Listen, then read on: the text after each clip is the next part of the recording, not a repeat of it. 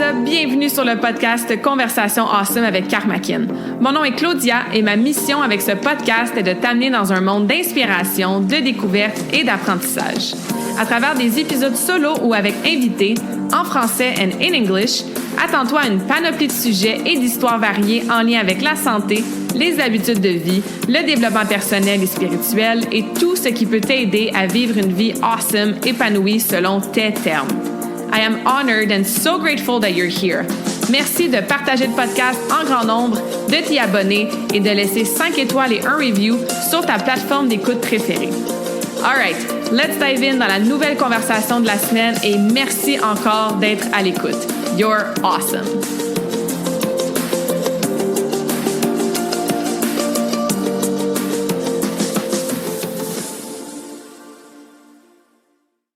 What is up, beautiful soul? J'espère que vous allez bien, que vous êtes en pleine forme. Bienvenue dans la nouvelle conversation awesome de la semaine en mode solo aujourd'hui. J'enregistre cet épisode le 10 décembre. Ça va sortir dans quelques jours. On est à la mi-décembre. Le temps des fêtes approche. La température change. Ça m'a pris 9 heures revenir de Toronto hier au lieu de 5 heures parce qu'il y avait du verglas puis 1 million d'accidents. Donc, j'en profite pour faire une parenthèse. Soyez prudents sur la route et soyez reconnaissants à tous les jours et dites aux gens que vous aimez, que vous les aimez. Parce qu'on ne sait jamais quand ça va se terminer. J'ai littéralement croisé une vingtaine, sans exagération, d'accidents ou de sorties de route hier sur la route. Fait que c'était intense. Fait que je suis contente de vous jaser aujourd'hui, puis je veux parler de quelque chose d'autre qui peut nous affecter de près ou de loin, la santé mentale. Donc, on vit une vie humaine, on vit cette expérience-là sur Terre qui nous amène toutes sortes de belles choses, mais aussi des défis, des obstacles, des moments plus difficiles.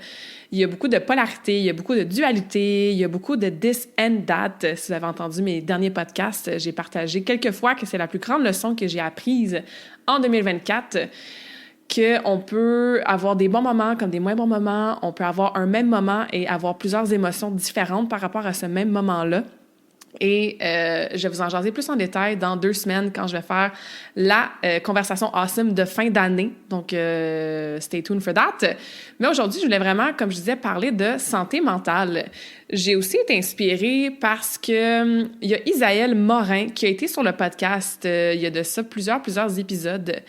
Isaël, qui est un entrepreneur vraiment inspirant, assez connu sur LinkedIn, qui vit avec le bégaiement. Donc, on avait parlé de ça, entre autres, comment être vulnérable, puis comment vivre avec quelque chose qui ne devrait pas être notre identité, mais qui fait quand même partie de notre réalité. Ça va être une très, très belle conversation. Je vais mettre le lien dans le podcast, dans la description du podcast, si vous voulez aller l'écouter ou le réécouter.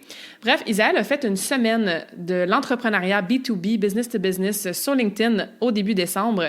Et il m'a invité avec Jean-Christophe Poirier, JC, que je parle souvent, qui est mon partenaire d'affaires au niveau de la certification Mieux, entre autres, et des conférences, des offres qu'on offre en entreprise. Et on a fait un panel sur l'importance de la santé mentale. Bon, bien sûr, Isaël s'adresse aux entrepreneurs. Moi, je ne m'adresse pas spécifiquement aux entrepreneurs, donc c'est pas nécessairement le sujet d'aujourd'hui, là, genre que si t'es pas entrepreneur puis t'écoutes ça en ce moment, reste à l'écoute, là. Et il nous a dit à moi puis JC plusieurs fois comme « Oh my God, genre j'avais pas réalisé que ça allait être aussi concret. Qu'est-ce que vous alliez dire, parler, partager pendant le live d'aujourd'hui, ça allait être imprégné puis rempli de trucs vraiment pratico-pratiques, efficaces. Puis moi puis JC, c'est beaucoup notre approche. C'est bien beau être inspiré dans la vie, puis parler que la santé mentale, c'est important, puis lire des livres, puis des podcasts, puis genre, tu sais, aller à des conférences. Mais comme, qu'est-ce que tu fais concrètement dans ton quotidien comme pratique, comme habitude, comme comportement, comme décision pour créer un changement positif dans ta santé? Fait que là, je me disais, ouais, le live était comme 1h30, c'était awesome, on a eu des super bons retours et c'est ce qui a inspiré aussi le fait que je voulais vous jaser de ça aujourd'hui. Pas juste parce que je réfléchissais pendant 9 heures dans mon char hier à croiser, malheureusement, ces gens-là qui ont été pris avec un défi. Et comme je disais, il y a différents types de défis dans la vie et je pense que faut premièrement prendre conscience de qu'est-ce qui nous affecte peut-être plus négativement, qu'est-ce qu'on vit, qu'est-ce qu'on passe à travers, tu sais, au quotidien, et aussi réaliser puis avoir la foi puis la croyance que ta situation actuelle, ce n'est pas une finalité. Fait que si tu as des troubles de santé mentale, et mon Dieu, on peut partir dans différentes directions, j'ai envie de dire, dans le sens que le parapluie de la santé mentale, en dessous du parapluie, il y a tellement de choses qu'on peut mettre là-dedans, que ce soit des troubles alimentaires, que ça soit un trouble diagnostiqué de, je sais pas moi, de bipolarité, que ça soit des états dépressifs, que ça soit de l'anxiété, tu sais, il y en a vraiment beaucoup. Quand on parle de santé mentale, ben c'est sûr que si on peut résumer ça à comment tu vas. Comment vas-tu pour de vrai? C'est drôle parce que je vais faire une autre parenthèse. Je suis en train de lire un livre de Jenna Kutcher, Kutcher, Jenna, Jenna, ça vous intéresse? Bref. Et ça s'appelle « How are you really? » Genre, comment tu vas pour de vrai? Puis tu sais, à cette phrase-là, genre « Hey, comment ça va? Ah, ça va bien toi? » On est tellement habitué de répondre ça. Puis je suis pas en train de dire qu'à chaque personne qu'on rencontre sur la route ou sur les internets qui nous demande comment ça va, on doit dire en détail comment on va pour de vrai profondément, mais de déjà commencer à se poser la question soi-même. On est à la fin de l'année, si tu écoutes ce podcast-là à sa date de sortie, ou presque. Il y en a beaucoup qui sont au bout du rouleau. Hein? La question devient souvent comment je fais pour profiter de mes vacances sans que ça me prenne une semaine avant d'être prêt à relaxer, à me calmer, à me déposer, à récupérer. T'sais? Puis c'est ce qu'on a parlé, entre autres, puis c'est ce qu'Isaël demandait dans le live, comme je fais quoi, genre, pour planifier mes vacances d'avance pour que je crache pas ou que je devienne pas malade ou que, justement, j'ai 2 semaines de vacances, mais la première semaine, je suis sur le cul puis je dors toute la semaine, puis j'ai juste quelques jours après pour en profiter, puis next thing you know, ben on est déjà le 6 janvier puis on est déjà de retour au travail, tu sais. Puis c'est ce qui se passe souvent quand on tombe en vacances. Aussi, j'en avais déjà parlé, ça t'est peut-être déjà arrivé, c'est comme tu tombes malade. Aussitôt que tu arrives à Cuba, puis c'est ta 2e journée sur la plage, aussitôt que c'est le temps des fêtes, puis après 2-3 jours, enfin, tu relaxes, ben whoop, tu pognes le virus du moment, tu tombes malade, ton corps est shut down.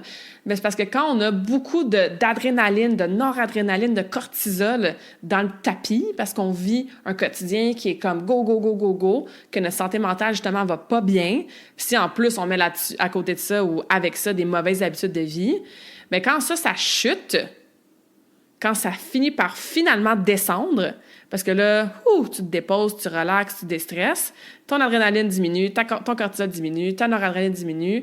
Et ça, ce que ça fait, c'est que ton système immunitaire chute aussi. Parce que vous avez peut-être déjà vécu des périodes dans votre vie, des jours, des semaines, des mois même, que vous êtes en mode go, go, go. Vous avez peut-être même la réflexion, « Hey, comment ça je tiens encore debout? » Hein, comment ça, j'ai pas encore crashé? Comment ça, j'ai pas encore tombé malade? Et là, qu'est-ce qui se passe? Bien, inévitablement, tu finis par crasher parce que tu ne peux pas maintenir ce rythme-là, cette moins bonne santé mentale-là ou santé globale-là, le reste de tes jours. Ça finit par ressortir et souvent, ça ressort en mots, M-A-U-X, genre on tombe malade, on se blesse, on a des douleurs, on a des maux de tête, on est super fatigué, insomnie, etc. Fait que le but, c'est d'avoir une bonne santé mentale toute l'année, bien sûr. Puis tu sais, je veux dire, l'énergie, c'est intimement relié à ta santé. Habituellement, quand tu as une bonne santé globale, ben tu as une bonne énergie. Puis quand tu as une bonne énergie, ben tu as moins ces méga crashs-là qui vont affecter tes vacances ou qui vont faire en sorte que tu vas tomber malade parce que ton système va être plus sensible, plus fragilisé. Fait que bref, c'est quoi une bonne santé mentale? Hein, on avait ouvert le live avec ça, puis je vous invite à vous poser la question vous-même. Tu sais, c'est quoi une bonne santé mentale? Pour toi, qu'est-ce que... Tu sais, ça se reflète comment, une bonne santé mentale, dans ton quotidien, dans tes ressentis? Je pense que ça peut être une définition qui est individuelle, qui peut peut-être varier un petit peu d'une personne à l'autre. Encore une fois, je pense qu'il y a une espèce de spectre en dessous comme je disais, du parapluie de la santé mentale, où est-ce que te sentir un peu démotivé une journée, c'est pas la même chose que quelqu'un qui est en dépression majeure. Te sentir un peu triste pour que ça affecte tes pensées pendant quelques jours, peut-être une semaine ou 2, c'est pas la même chose que quelqu'un qui vit avec un trouble de santé mentale plus, entre guillemets, sévère ou à diagnostiquer de, je sais pas moi, anorexie. T'sais? Donc, on met tout le monde dans le même bateau aujourd'hui, mais sachez que on n'est pas là pour se comparer. Moi, ma santé mentale est mieux que la tienne. Moi, ma santé mentale est plus affectée parce que j'ai X diagnostic. Moi, ma santé mentale, tu sais, bref. On met tout ça dans le même panier parce que le but, je pense, de tout le monde, c'est d'aller bien. Si on est bien sûr dans des diagnostics plus sévères, bien évidemment, oui, écoute le podcast, mais j'espère que tu as de l'aide externe aussi. J'espère que tu es suivi par quelqu'un, que ce soit en psychothérapie, médecin ou peu importe. J'espère que tu prends soin de toi et que tu vas chercher différents outils pour t'aider. Puis je vais en nommer des outils aujourd'hui. Mais encore une fois, quand on est dans le diagnostic plus sévère, plus impactant, plus, encore une fois, diagnostiqué, I guess, par un médecin, bien, on peut aller bien sûr plus loin dans la conversation que ce qu'on va faire aujourd'hui. Donc, je tiens quand même à mettre ça de l'avant, parce que tout est important, on veut tout aller bien, comme je disais. Mais j'espère que si tu es prise avec une santé mentale qui est vraiment affectée, ben que c'est ça, que tu as les ressources puis que tu n'hésites pas à demander de l'aide. C'est super important. Fait que pour revenir à, tu sais, pour toi, c'est quoi une bonne santé mentale? Certaines caractéristiques, certains points qu'on a soulevés, Isaël disait, tu sais, moi, je vois ça plus sur le long terme, dans le sens que je peux avoir une journée où est-ce que, j'ai des idées un petit peu plus noires, je suis un petit peu déprimée, je suis moins motivée, mais en général, sur le moyen-long terme, ça va relativement bien. Je suis pas justement dans une période vraiment sombre et noire qui fait en sorte que je suis plus fonctionnelle, que j'ai des comportements autodestructeurs, que ça affecte mes relations sociales, que ça affecte ma santé de façon grave. Donc, à moyen long terme, avoir une bonne santé mentale, mais je suis fonctionnelle puis ça va relativement bien. Moi, j'ai mentionné que avoir une bonne santé mentale, c'est en fait que tu es équipé, j'aime beaucoup ce mot ces temps-ci, tu es équipé, you're equipped, pour gérer les passes plus difficiles. J'ai ouvert le podcast en disant qu'on est des humains puis qu'on passe à travers toutes sortes d'émotions. Mais quand ça va moins bien, que tu vis un deuil, que tu vis une séparation, que tu vis une déception, ben tu es équipé pour passer à travers cette période-là plus difficile sans que ça perdure justement sur le moyen long terme ou sans que ça amène des problématiques plus difficiles. Tu es quand même fonctionnel. Je pense qu'avoir une bonne santé mentale, ça t'aidera à vivre et pas juste à survivre. Je pense qu'avoir une bonne santé mentale, tu n'as pas nécessairement des symptômes qui vont durer, encore une fois, ou qui vont affecter ton quotidien de façon, rien n'est permanent, mais de façon peut-être plus durable ou plus grave ou plus impactante. Donc, ça se peut, je reviens au même exemple, ça se peut que tu es un peu déprimé aujourd'hui, ça ne te tente pas, tu as le moral un peu à plat, t'es plus émotionnel, t'as des pensées un petit peu plus négatives, noires. Mais est-ce que ça t'empêche de fonctionner? Est-ce que ça t'empêche de travailler? Est-ce que ça t'empêche d'avoir des relations interpersonnelles? Peut-être qu'aujourd'hui, oui, ça va être plus difficile, mais c'est pas quelque chose qui va perdurer. Je serais curieuse, toi, qu'est-ce que tu mets dans la santé mentale? C'est quoi pour toi une bonne santé mentale? Puis quand on a moins bonne santé mentale ou quand mentalement ça va moins bien, ben à quoi ça ressemble? C'est quoi des symptômes que tu peux ressentir, que tu peux avoir? Souvent, moi, je trouve que les symptômes, que soit moi je ressens ou que je vois avec mes clientes ou mon entourage, bien, il y a effectivement cette espèce de léthargie-là, une espèce de motivation qui est à la baisse, une espèce de inner drive qui est pas là, comme il n'y a pas grand-chose qui nous tente, puis ça nous prend beaucoup de discipline, puis de motivation, puis de coup de pied dans le derrière pour faire ce qu'on a à faire. Pour moi, un drapeau rouge, c'est surtout quand je me vois aller, puis il y a des choses qu'habituellement, j'adore faire, puis là, je suis comme « Ah, ça me tente vraiment pas de faire cette chose-là. » Et pourtant, habituellement, j'adore faire ça, ou c'est une passion, ou peu importe, c'est facile pour moi d'être dans l'action. C'est sûr que si ta santé mentale va pas bien, ben ta productivité, ton attention, ton focus, ta concentration, tout ça, c'est diminué. Ça va de soi. Cognitivement, c'est plus difficile. Parfois, tu as des douleurs, des raideurs qui durent. Ton corps, il suit plus. Parce que oui, on parle de santé mentale, mais je dis aussi santé globale, je vais dire santé physique, on a santé émotionnelle, je vais dire, on met tout ça ensemble. C'est juste que le mot santé mentale, mais c'est un mot qui est vraiment mis de l'avant de plus en plus. Et on vient à ce qu'Isaël disait, il me semble qu'on parle tout le temps de la santé mentale, puis il y a une journée de la santé mentale, c'est important la santé mentale, mais concrètement, comment on fait pour l'améliorer, cette santé mentale-là?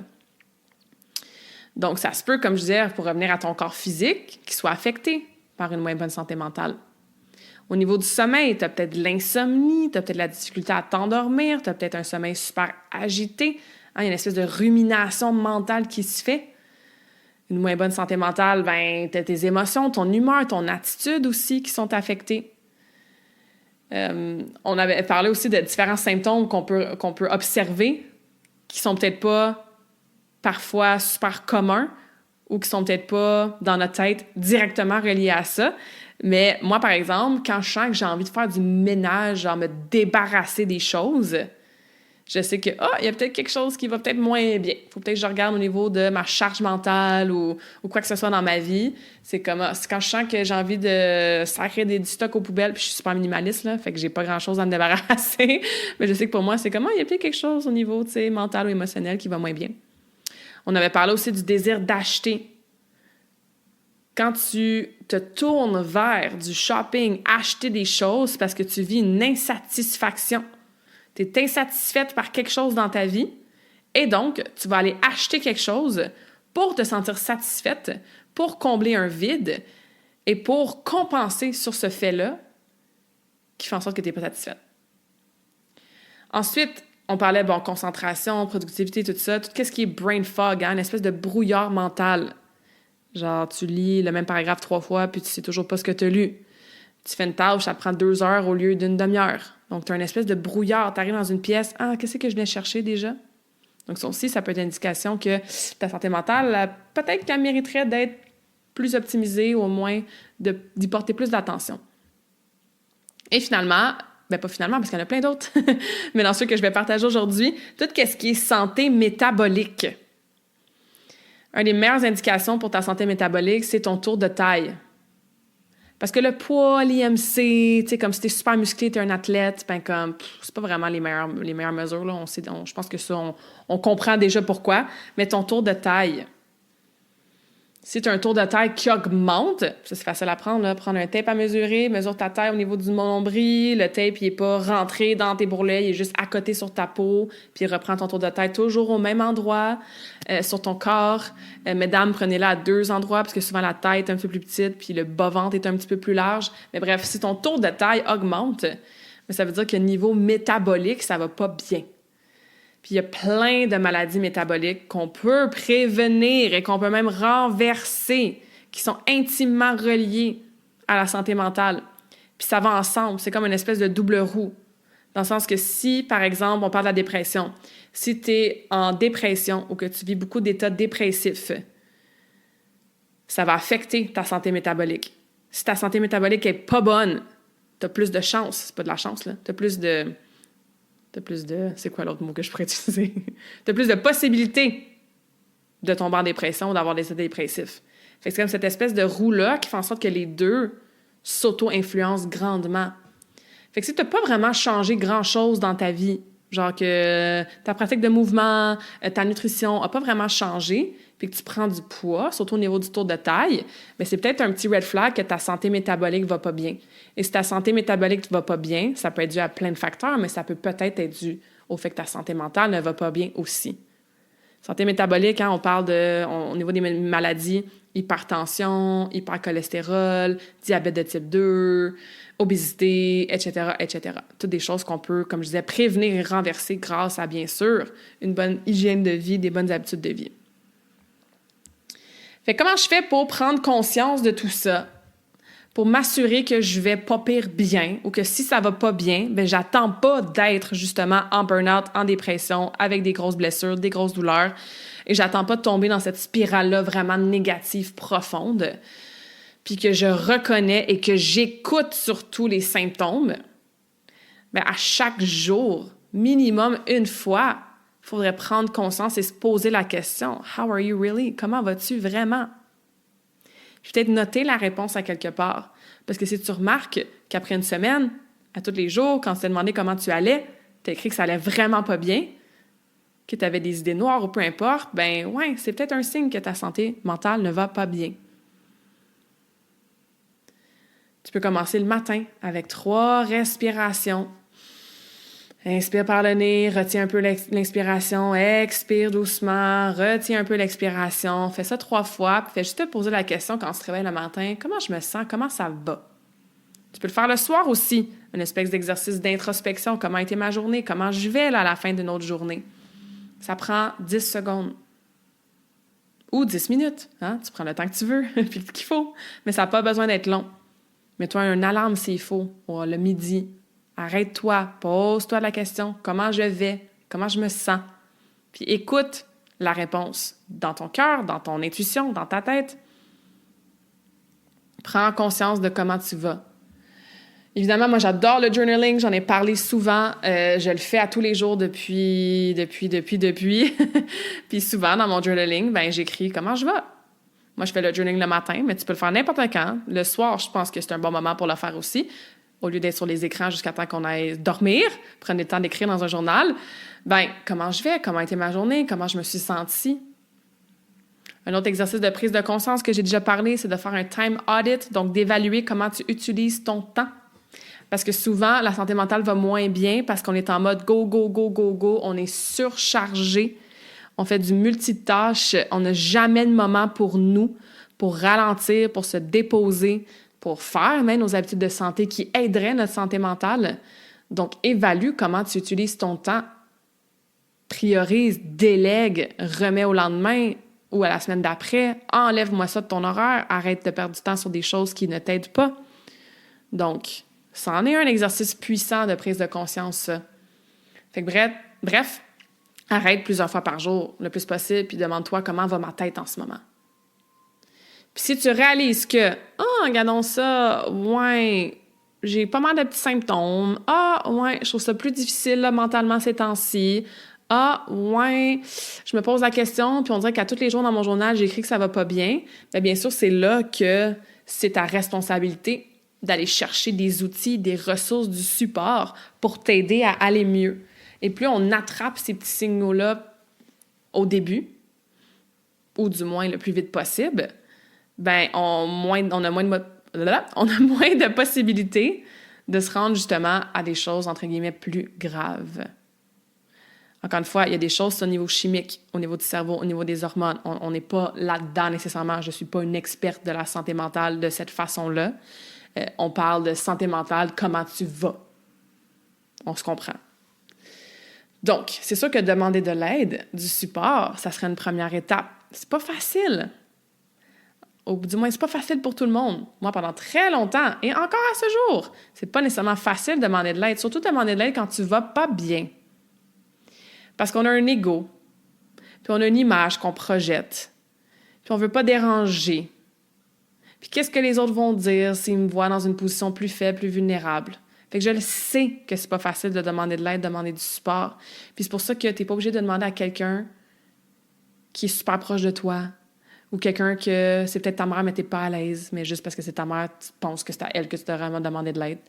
Il y a des forums, il y a des groupes, il y a des ressources téléphoniques, il y a plein de... Je parlais de forums, de groupes en ligne. Il y a plein d'outils, de places, même de façon anonyme, que tu peux demander de l'aide et du support.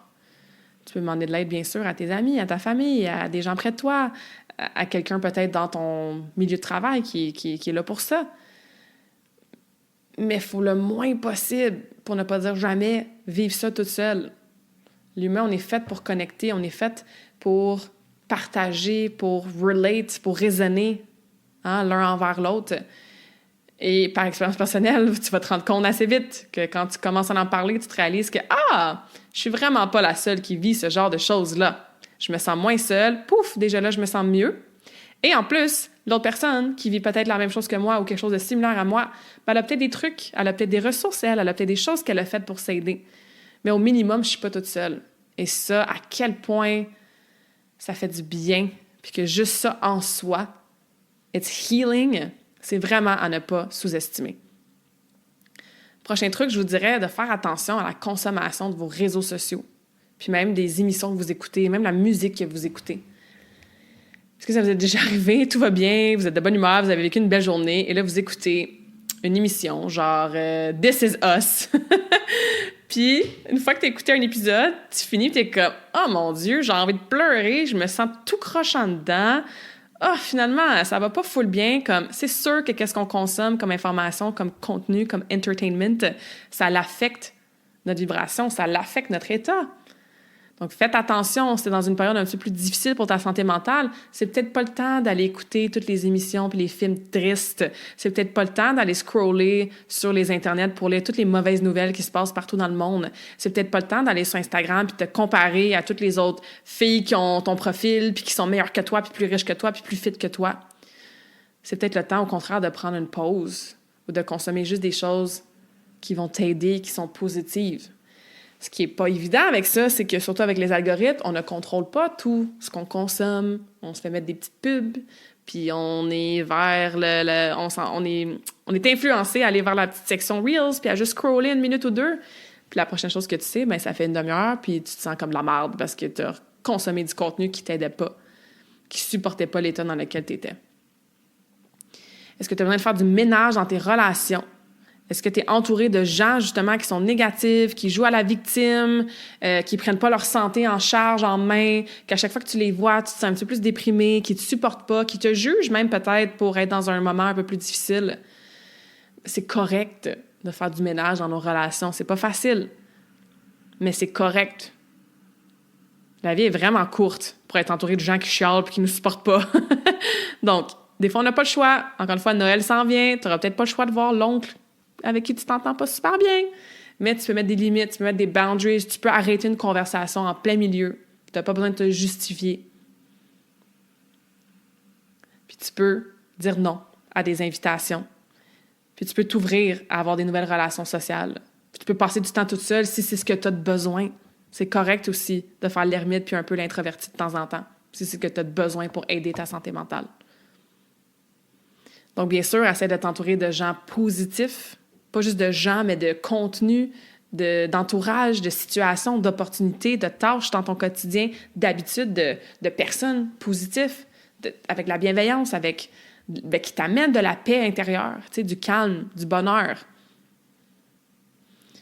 Une autre chose que tu peux faire, que j'ai déjà parlé, essaie de décharger ton horaire. Surtout si toi, tu sens qu'au début de la semaine, c'est cool, ça va bien, puis là, plus la semaine avance, puis plus ta santé mentale est affectée, plus tu es fatigué, moins tu es motivé, plus tu as des pensées qui se répètent, qui sont négatives, tu sais. Peut-être que tu dois revoir comment tu organises ton horaire dans ta semaine. Est-ce que tout doit être fait le lundi parce que c'est le lundi, puis apparemment, lundi, c'est la meilleure journée pour atteindre nos objectifs dans la vie? Non, peut-être que tu prends de l'avance, tu fais des trucs le dimanche pour t'aider durant ta semaine. Peut-être que si t'es entrepreneur, au lieu de booker des gros meetings des clients le vendredi, t'arrêtes de faire ça puis tu gardes le vendredi pour d'autres types de tâches. Donc, décharge ton horaire, transfère des trucs, fais-toi de l'espace, approche chaque journée de façon intentionnelle, que ce soit le week-end, le lundi ou le mercredi, tu sais.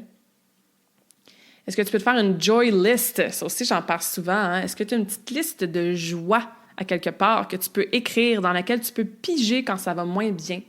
Qu'est-ce qui t'amène du bonheur? Qu'est-ce qui t'amène de la joie? Qu'est-ce qui te fait rire? Qu'est-ce qui te fait avoir du fun, avoir du plaisir?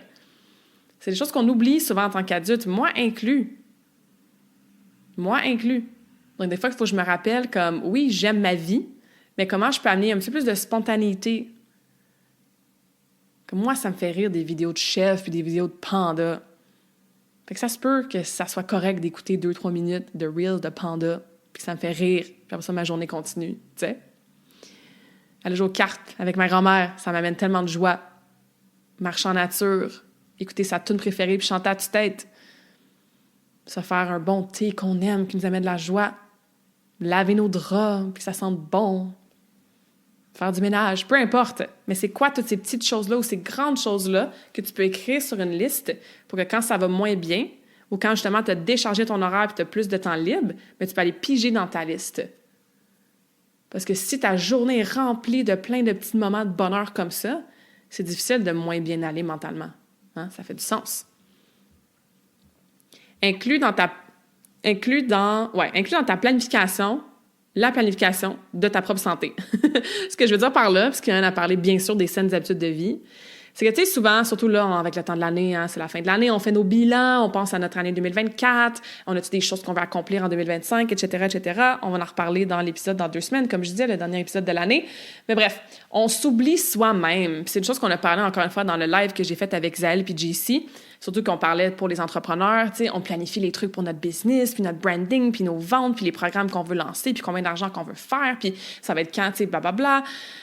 Mais on s'oublie là-dedans, on oublie de planifier sa propre santé. Parce que est-ce que ta santé actuelle fait en sorte que tu vas être capable de suivre les objectifs, les projets, puis même tes vacances que tu t'es fixées dans la prochaine année?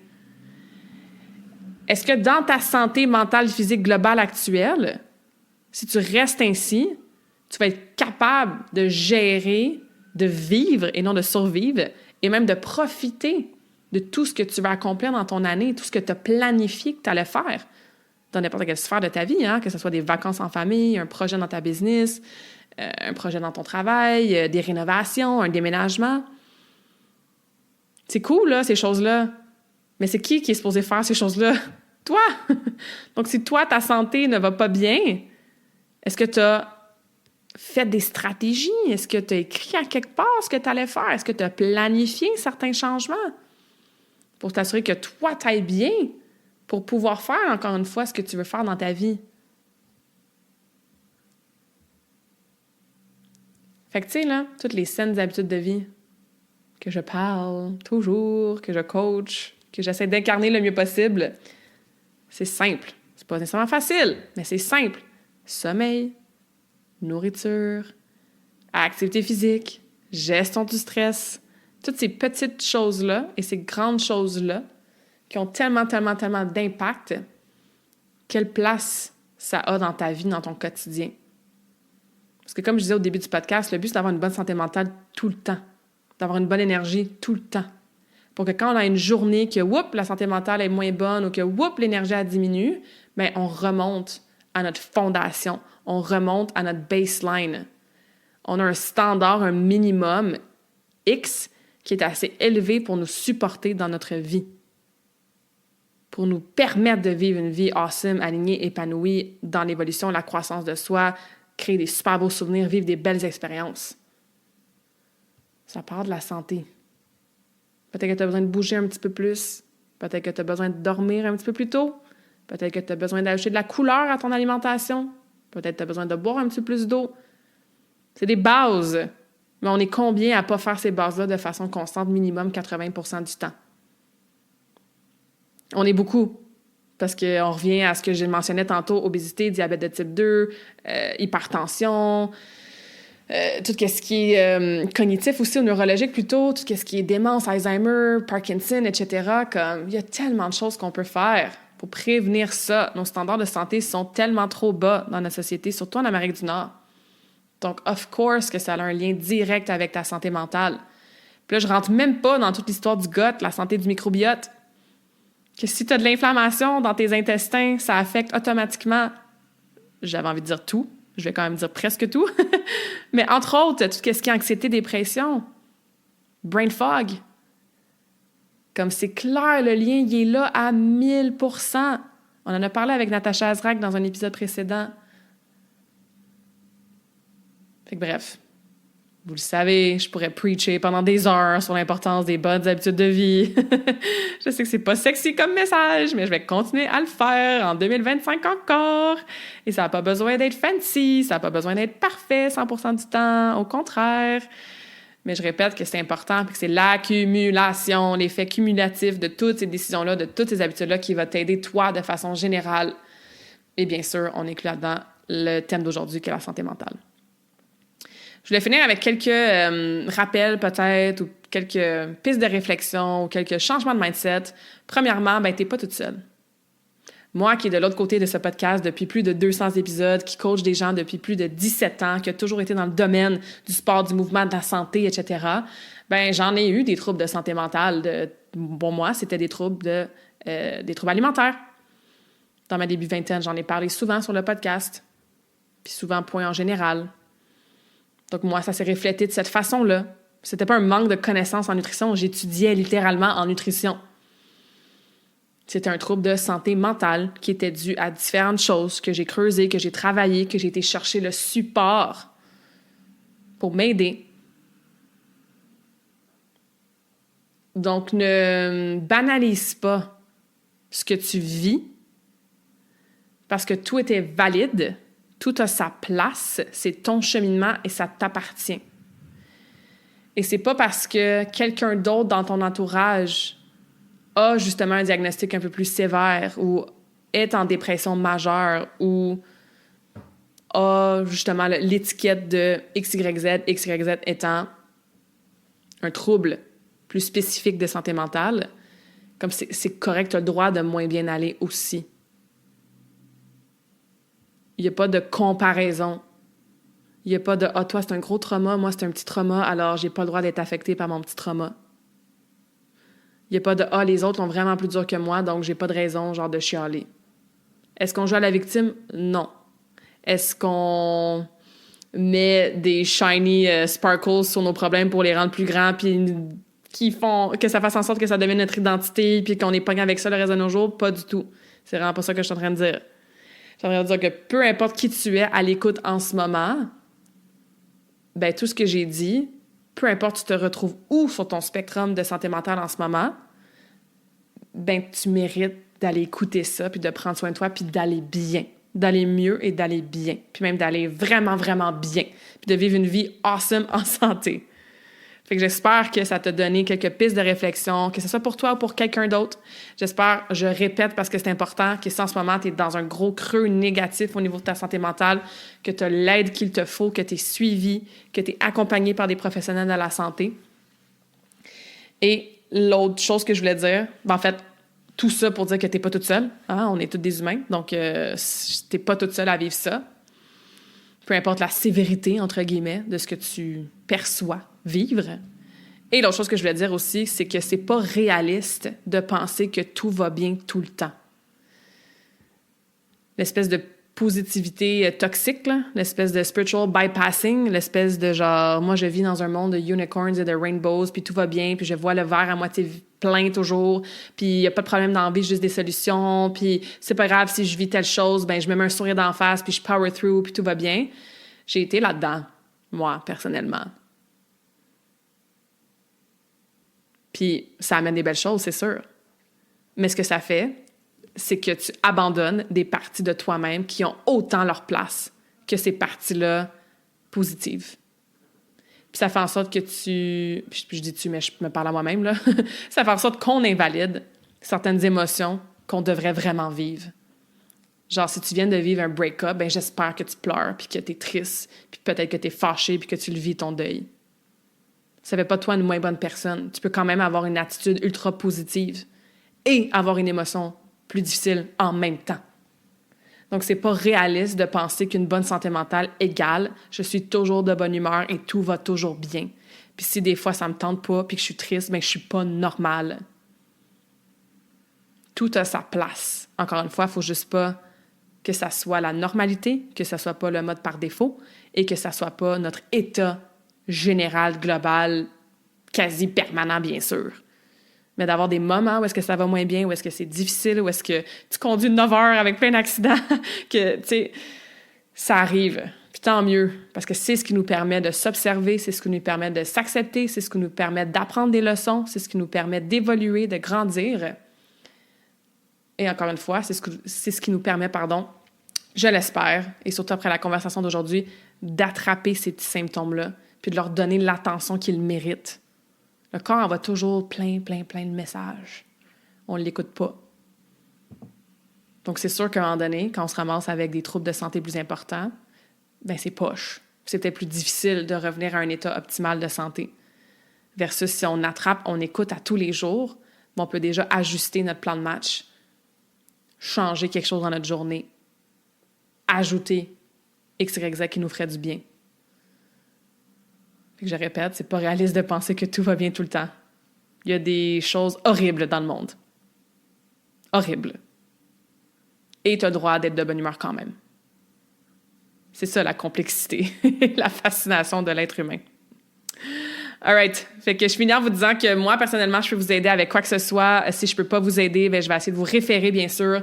Donc, n'hésitez pas à m'écrire, ça va me faire du bien de vous aider. J'espère que vous, ça va faire du bien aussi, soit la conversation d'aujourd'hui ou de reach out ou peut-être de venir me voir en Reiki.